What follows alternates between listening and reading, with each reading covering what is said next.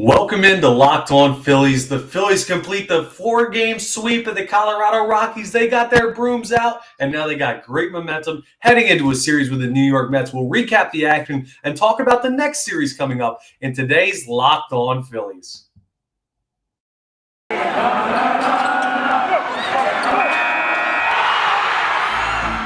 You are Locked On Phillies, your daily Philadelphia Phillies podcast. Part of the Locked On Podcast Network, your team every day.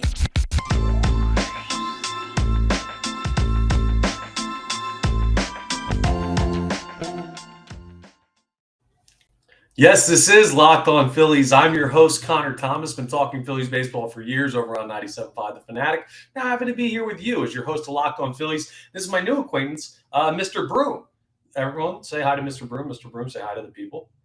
This is his first time hanging out with us this season because this is the Phillies' first sweep of the year. And Mr. Broom comes through courtesy of the Colorado Rockies and their subpar defense and rough series that they had in Philadelphia. Now, before we get into it, I'm going to set Mr. Broom back here so that he can, let's get him all situated. All right, Mr. Broom's just going to hang out in the background there. Can you see Mr. Broom? Okay, let's move him a little bit left.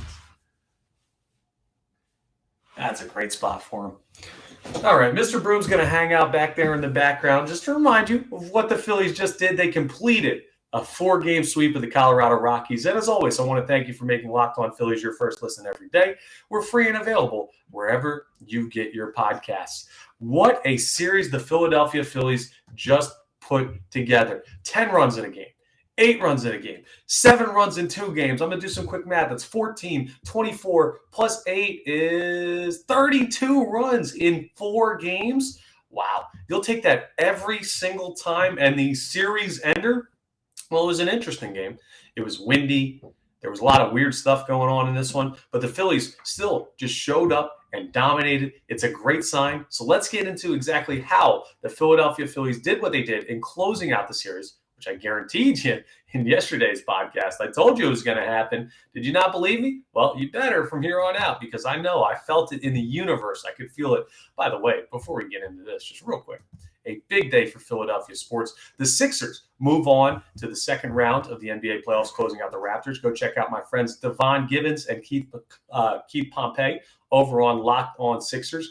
And go ahead and check out everyone at Locked On Birds, Locked On Eagles, rather, to talk about the Eagles' big night in the draft and trading for is he an all-pro? Okay, we'll just say Pro Bowl wide receiver A.J. Brown. A huge day for Philadelphia sports across the board. Check out my other partners at Locked On Sixers, Locked On Eagles, and check out Locked On Flyers. That's a pity because they've just gone through a very rough season. But we're talking about the Phillies, of course, because you're here to hear some baseball. How did it happen? Well, it got going very, very early for the Philadelphia Phillies in Game 4 of their series with the Colorado Rockies. They had just put up 7, remember, the day before. So what are they going to equal that with? Well, the offenses came out, and they went ahead and put up 7 in this next one as well. A great performance out of the offense. Well, kind of. A better performance out of the Rockies pitching in favor of the Phillies. So in the bottom of the second inning, the Phils got on the board first with Alec Bohm grounding out to shortstop. But that fielder's choice scored Nick Castellanos, and JT Realmuto made a great heads-up play getting over to third base on this one. This is a ground out to shortstop. So how does JT go from second to third? Well, the ball was to the shortstop's glove side short, so he had to come up and throw through. Actually, it was arm side short. Either way. And he had to come up and make the play on the run. JT, with his wheels, saw that, slides into third base safely, and sets up an opportunity for them to score. Now, it didn't materialize in any additional runs, but I've had a lot of coaches in the past in my playing career, tell me, and now I know the value because I've seen it in my years of playing and my years of watching baseball and my years of pitching because I know it always bothered me. Extra 90s kill teams. What extra 90s are is when you take the extra base. So an extra 90 could be a walk. An extra 90 could be overthrowing first base to the point where the player that was going to have just an infield single beat out ends up on second. Extra 90 could be an error in the outfield where you kind of bobble the ball and a player goes, instead of just going first to second, they go first to third. Extra 90s are huge. And sometimes they're errors on the defensive team, but sometimes you take them by smart plays and great base running, i.e. steals, i.e. Reading line drives down, stuff like that. And JT Realmuto did a great job of reading a fielder's body position, checking the throw, and getting after it to get over there at third base. And the wheel certainly helped. A great heads-up performance by JT. It just shows you the Phillies are doing everything right now. Rhys Hoskins then in the bottom of the third hits a sacrifice fly to left field, scoring Roman Quinn. It was deep enough, but Roman Quinn, his wheels are a nice added asset to the Phillies since he's been called up. He was the player called up when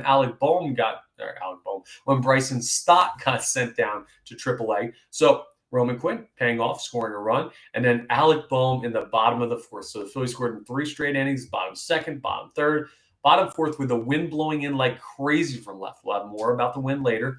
Alec Boehm, doesn't matter, smokes one to left field, hits an absolute tank. It barely got out, but with the wind, it went 398 into a strong wind. That would have been probably 440 if it hadn't been windy blowing in from left field. An amazing swing from Alec Boehm, some pull side power, which you don't often see from him.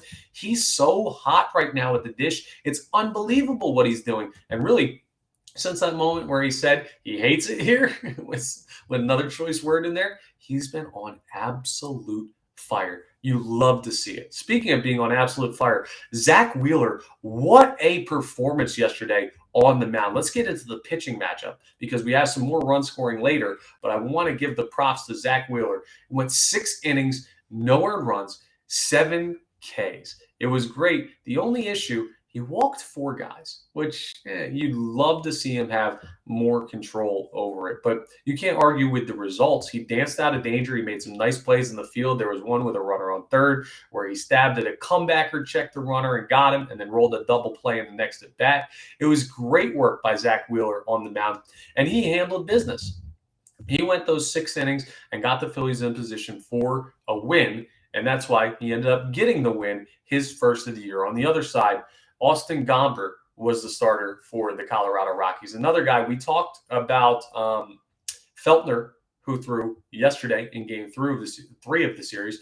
We said, when you see a guy that comes up and it's like, okay, we don't really know this guy because he's just coming up. For Feltner, he was making his 3rd career MLB appearance and start.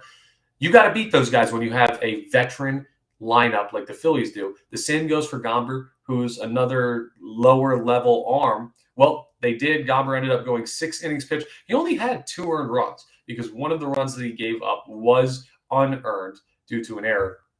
But the Phillies took advantage and got to where they needed to get. That's what got us to the 6th inning. A great outing from Wheeler where he really did look like the Cy Young runner-up from last year who should have won it. And by the way, Wheeler, I didn't even bring this up as far as hits given up.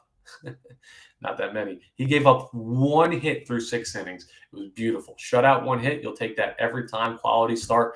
A win in the stat sheet. It was great from him. And then the way the scoring goes the rest of the way, well, it's only 3-0. There's still a little bit of a chance for Colorado to get back in this. And in the top of the 7th, with a relief pitcher coming in for the Philadelphia Phillies and finally getting to the bullpen, the Colorado Rockies got on the board. Brad Hand allowed Sam Hilliard to ground into a fielder's choice and scored McMahon. It was a little bit of a weird situation there where Brad Hand looked like he was giving up some hard contact, but he ended up getting out of it, only allowing that 1 run. But now, a 2-run game. So what did the Phillies do? Well, in the bottom of the 7th, they do what all great teams do. They answered. Roman Quinn walked in a run with the bases loaded. Then Gene Segura singles the center, but the bases stay loaded because runners had to kind of hang because it was right up the middle. Then Bryce Harper got hit by a slider right on that left thigh. Nick Castellanos walked. And just like that, it is 7-1. They walked or hit by pitch in 3 runs in that inning. More like the Colorado Rockies. I tweeted that one out yesterday. I thought that was a good one. Feel free to boo me if that's a dumb joke. I thought it was funny. But the Phillies go up 7-1, and that is what the score would remain. The bullpen closes it out the rest of the way. So Brad Hand gives up a run in that one, but Norwood, Bellotti, Damon Jones all come in, close it down for the Philadelphia Phillies. None of them give up a run. Only one of them, Bellotti, gives up a hit. And the Phillies bullpen ERA continues to go down. It's a great look. Listen to some of these ERAs. Damon Jones, not great. He's a 9.64. But Brad Hand has a 2.08. Norwood has a 3.38. Bellotti has a 1.8. It's just the bullpen's improving. The offense is getting hot. The starting pitching was good. Everything is going the Philadelphia Phillies way. But they've got a tough test coming up next. We can only enjoy the sweep for so long, and I'd love to talk about it all day. But now our attention turns to New York and the Mets and a series in Citi Field, and we'll talk about that next and preview the pitching matchups and everything you can look for the Phillies to stay hot up in Citi Field.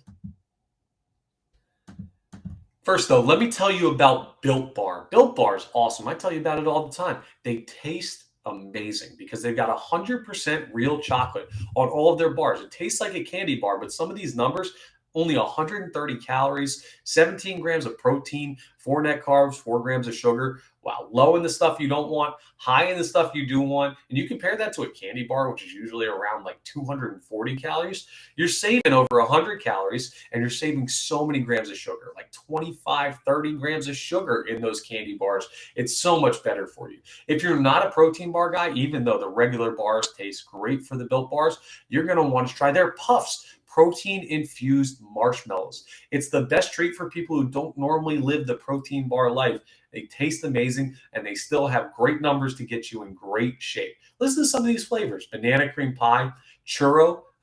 Who doesn't want a protein bar that tastes like a churro? Better yet, who doesn't want a marshmallow that tastes like a churro that helps you get in better shape? It's awesome. So go to Built.com to get all your favorites. There's so many great flavors. They've even got raspberry, double chocolate, so many more. They're all delicious. New flavors are coming out all the time. So go to Built.com, use promo code LOCK15, and you can get 15% off your order. Even better, right? Use promo code LOCK15 for 15% off at Built.com. All right, guys, I'm talking to you out there. You know what's coming up. Mother's Day is right around the corner. If you're like me, I'm not unlucky. I have the greatest mom in the world, but the timing, she could have done a little bit better. Her birthday is on the 30th of this month, and then Mother's Day comes right up. So I got to do a lot of gift giving, which is perfect. She deserves it. And the best way to give gifts is with BlueNile.com. Blue Nile is awesome. They have the best in everyday fine jewelry. It's not crazy expensive. You're not going to break the bank getting this, but the pieces, they look like you did. Great stuff from bracelets, earrings, necklaces, rings, any fine everyday wear jewelry that you can imagine. They've got it for a great price at BlueNile.com, and it'll make mom or the special woman in your life feel incredibly more special than they even mean to you by getting this Blue Nile gift. They have jewelry experts on hand 24/7. They're available via phone or chat. So if you're like me and you don't know exactly what you're shopping for, they'll help you pick everything out. And they're going to do the best to get your mom, your wife, the special woman in your life, whoever that may be, the best gift possible for this Mother's Day. And there's a great deal that they're running as well. This Mother's Day, you can get $50 off just for being a Locked On Sports listener, listening to Locked On Phillies. See, I told you it was going to pay off following Locked On Phillies. Locked On Phillies listeners get $50 off an order of $500, and this podcast exclusive is only good through Mother's Day, so make sure you take advantage. You just have to use code Locked On. That's code Locked On. Plus, every order is insured, ships free, and arrives in discreet packaging, so it doesn't give away the special gift that you're getting, Mom. It's perfect. So go to BlueNile.com today and find your forever piece. Okay, let's get into the next series, the Phillies, the Mets, their second series of the year. And these two teams are going to face off a lot earlier in the season. After losing the first series, the Phillies would love to go up to New York and steal one from the very, very hot New York Mets, currently sitting in first place in the NL East, but coming off of a loss to the St. Louis Cardinals in a game where they gave up 10 runs. So susceptible. Let's take a look at some of the pitching matchups in this, and we'll see how everything stacks up, if it's in favor of the Phillies or otherwise. Well, game one, Aaron Nola against Tyler McGill. We know what Tyler McGill did to this team last time the Phillies saw them. He absolutely shoved, and he basically looks like mini Jacob deGrom. He's unbelievable. He throws hard. He has great movement. He has great control. He's had a great start to the year. It's going to be a tall task for the Philadelphia Phillies to take on McGill and take a win up there in New York. But Aaron Nola is coming off of a strong pitching performance where it seemed like he figured stuff out. Now, he did have the benefit of Angel Hernandez's strike zone in that one, but in the series ender against the Milwaukee Brewers, he struck out 9. If he can do that against the Mets batters, he can give the Phillies a chance to compete. And McGill, even though he reminds me of DeGrom a lot, and his numbers kind of look like DeGrom early in the season, he's not Jacob DeGrom. He's absolutely not. So there's an opportunity there, and eventually these younger pitchers, which McGill isn't like totally new to the league, but he's still early on in his career, they're going to have hiccups along their path.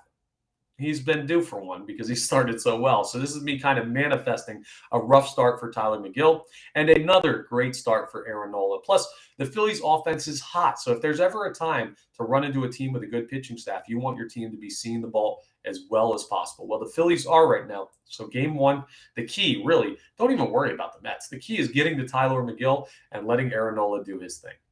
That's important. In game two, you get another opportunity. Taijuan Walker gets the start against Kyle Gibson. And, all right, Taijuan Walker, you got the win against him last time, but you have to remember what happened. First off, he got injured in his start against the Philadelphia Phillies. And then a bullpen arm got injured for the Mets. And then the Phillies still had to come back later in that game to come back and win. It wasn't exactly like they beat Taijuan Walker. So you're going to have to see another solid arm, and you're going to have to take advantage. Kyle Gibson has maybe been the Phillies' best pitcher to this point, you could argue. He's their leader in wins right now. He's got 2 on the year. No one else has more than 1. So you've got a good matchup there. Honestly, I think the pitching matchup favors the Phillies, but the reason I bring up that Walker was injured last time, it's not exactly like he's a pushover. It's not exactly like the Phillies hit him all over the yard. You're going to have good at-bats against Walker. You're going to have good professional at-bats. The offense is going to have to stay hot. Kyle Gibson, I think, is due for one of those down performances, unfortunately, because he's not consistently going to be this great of a pitcher, I don't think, over the course of the season. So this is going to be one where I think the offense is going to have to carry the Phillies, and this is the game that I have scheduled. Every series you look at the games, and there's one pitching matchup. This past one, it was the series ender, Gomber versus Wheeler. There's just such a discrepancy between the pitching ability of those two players that you think, okay, the Phillies have a great chance. Well, the one game in this series where you see that discrepancy is this one, Gibson versus Walker. And it's not a huge discrepancy. It's not Gomber versus Wheeler, but you'll see with the third pitching match of this one why I think they have to go get game 2 for sure. This is a must-win for the Phillies if they want to compete to try and win this series. Well, game 3, not great. Max Scherzer takes the mound. And it's Max Scherzer versus Zach Eflin. Even though Eflin had a great start against the Colorado Rockies, Eflin is probably the 4th or 5th best arm in this rotation. It's a solid rotation for the Phillies, and they're starting to show you how good they can be. But Eflin's not a world beater. He's a solid middle of the rotation arm that has some plus upside. Max Scherzer is an ace and has been for a long time, a Lock Hall of Famer, one of the best pitchers, if not the best pitcher of this era of baseball, Major League Baseball, not NL East baseball, not pitchers Phillies faced. This is one of the best pitchers in baseball, if not the best of this era. So it's going to be tough to go out and steal a game against Max Scherzer. He dominated the Phillies last time, and that was in a game where he had the bases loaded early, where he didn't have a lot of control, where he gave up some timely hits, and they still took care of business, that being the New York Mets, not the Phillies. So when you look at that, the Phillies really need to get the first 2 games of the series because I'm not excited about seeing Scherzer with the series on the line in game 3. Not that they can't beat him. They have before on odd occasions, but you better work early in the series and use your momentum because if it comes down to that back-end game, you're in trouble. I keep doing a little horse side. That's how I feel when I see Max Scherzer take the mound because you know it's going to be a long day for the team that you're rooting for, unless you're rooting for Scherzer's team. So that's what we're looking at for the pitching matchups. There is some opportunity there, but the Mets are going to be a tough matchup all year. It's why they're in first place in the NL East. We'll see what the Phillies can do up there in New York. Now, in the next segment, we're going to wrap up with not stepping off. That was Wednesdays. We're going to wrap up with off the poll. Got a nice poll question for you about the Phillies defense. And I want to see where you feel about it now that we're well, where we are in the season and how things have progressed and that the team's hot, I want to check in on the mentality of the fan base. I'll tell you that coming up next. Thank you, as always, for making Locked On Phillies your first listen every day. But don't forget to check out Locked On Nows. Locked On Nows are incredible. They're immediate reaction from our great hosts across Major League Baseball. You can keep up on all of the latest happenings, breaking news, final scores, game recaps, everything in short 1 minute to minute and a half videos that give you the immediate raw reaction of people who care about your teams as much as you do. Check out Locked On Now, available wherever you get your podcast, but that type of commentary is only available on the Locked On Network. This episode is also brought to you by BetOnline. BetOnline.net is your number one source for all of your betting stats and sports info. Find all of the latest sports developments, league reviews, and news, including this year's basketball playoffs. Like I said, the Sixers on to the second round. You can find their matchup with the Miami Heat on there and see if the Sixers have a chance, or if you have a chance to make some money on that. And also, Major League Baseball season is off and running. The Phillies are hot right now. If you want to ride the wave and make some money yourself, it's a great time to do it. Check out their odds for the upcoming series with the Mets and all of their games on BetOnline. BetOnline is your continued source for all of your sporting wagering information, from live betting to playoffs, even esports. They've got everything. So head to the website today or use your mobile device to learn more about the trends in action. BetOnline, where the game starts. All right, quick little final segment here as we do Off the Poll. For you that don't know, Off the Poll is a segment where I place a poll question out on our Twitter account at @LO_Phillies. I retweet it from my account at ConnorThomas975. And I get your opinion on a question that's popped into my head about the Phillies.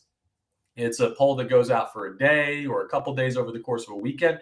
And then in the next episode I record, I respond to what you all voted, the consensus pick, and tell you whether or not I agree or disagree and why. In today's Off the Poll question surrounding defense, here's the question. We've got an interesting setup at shortstop right now with Didi Gregorius and Johan Camargo sharing time. Didi has had a better year offensively and defensively than what he had last year, but Johan Camargo has come on strong and seems to look like a possible everyday play there at shortstop. Offensively, it's kind of interesting because Camargo's a switch hitter, Didi's a lefty. There's certain benefits there. But defensively, I'm very interested to see who you're more comfortable with at shortstop the majority of time. Would you prefer that Johan Camargo plays there for his defense, or Didi Gregorius plays there for your defense? So I guess the best way to word this is, whose defense are you more comfortable with at the shortstop position right now? Didi Gregorius or Johan Camargo?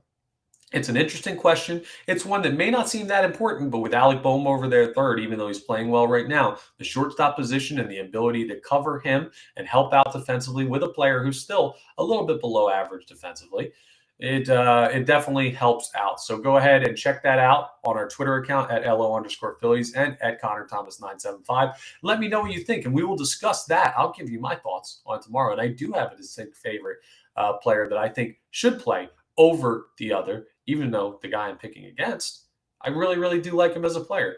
There's a nice little tease for you for tomorrow's episode as we'll get into the second half of Off the Poll. But Phillies, Mets, later today, a big series up there, Citi Field. Check out the crossover I did with Ryan Finkelstein of Locked On Mets. That's a great episode. That's posted on YouTube as well. And hopefully the Phillies can win their 5th straight game. That's all I've got for you today. But before I go, I want to thank you one more time for making Locked On Phillies your first listen every day. Now make your second listen Locked On MLB. Paul Francis Sullivan, who we did a crossover with a couple days ago. Sully, he's great. Go ahead and check out that crossover and check out all of his work at Locked On MLB, where he covers the entirety of the league, the past. He's got some great stories. He's a history person, so he knows the history of the game. It's a great listen. Go ahead and check it out wherever you get your podcasts. That's all I've got for you today, and I will speak to you all. Locked On Phillies. Oh, don't forget to rate, review, and subscribe. Follow on YouTube. 5 stars, all that good stuff. I will talk to you all tomorrow.